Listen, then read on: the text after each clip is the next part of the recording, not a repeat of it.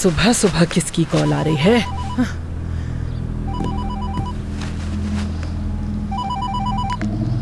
Hello Ayesha.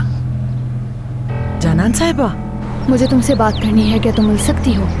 जरूर, क्यों नहीं, बिल्कुल आ जाऊंगी। लेकिन मेरे घर आने की जरूरत नहीं है। तुम्हारे यहाँ बार बार आ जाने की वजह से मेरी मुलाजमा भी मुझसे सवाल करने लगी है। ठीक है, कोई मसला नहीं, आप जहाँ कहेंगी वहीं आ जाऊंगी मैं।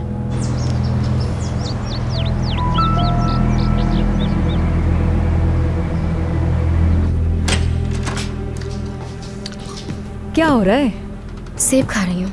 यहाँ सेब खाने से बेहतर है उनकी मदद करवाओ। मैं यहाँ नौकरानी वाला खेल खेलने नहीं आई हूँ, और ये सेब भी मैंने रात में फ्रिज से चुराया था। ये क्या है? पैसे हैं, पैसे। अभी मरियम ने मुझे ये पैसे दिए हैं और कहा कि ये करीम साहब ने दिए हैं। जिम ने तुमसे छीन लिए थे ना। दिखाएं मुझे।